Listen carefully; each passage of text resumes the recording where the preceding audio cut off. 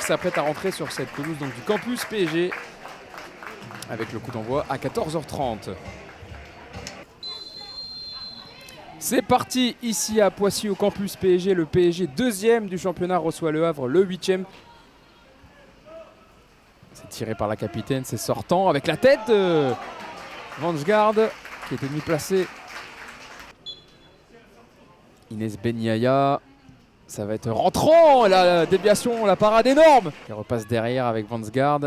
Pour l'instant, Vansgaard a du mal à se projeter vers l'avant. Bien bloqué aussi dans son couloir. Alors que là, elle est passée Tabitha Chawinga, une joueuse, deux joueuses. Elle va tenter sa chance, la frappe ensuite. Captée par Katrina Tolaslati. On a déjà vu bien ses qualités sur ces 40 premières minutes. On va suivre Garzgueiro qui va accélérer, rentrer dans la surface, justement Chawinga. Et ensuite Elimbi qui tente sa chance.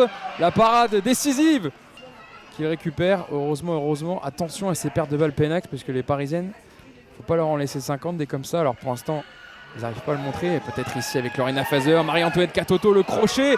Et ensuite l'enchaînement. Et quelle parade! C'est un mur pour l'instant, Katrina Tolaslati. Elle qui remplace Laetitia Philippe, l'habituelle titulaire qui est blessée jusqu'à la fin de saison. Katrina Tolaslati, ancienne du FC Fleury 91. Ballon dans la boîte qui est dévié. Et c'est le poteau et l'ouverture du score pour les Parisiennes avec ce but. Alors, il me semble que c'est Jade Le Guilly qui a marqué de la tête.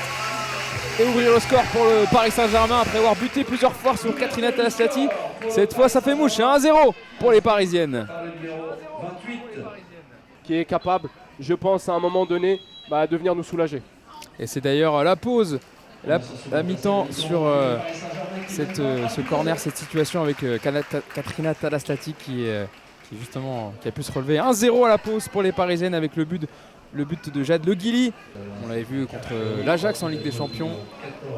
Le coup d'envoi est donné par Charles North pour cette reprise de la deuxième période. 1-0 pour le Paris Saint-Germain à la pause dans cette 16e journée de D1. Une intensité assez importante mise côté parisienne, notamment des défenseuses.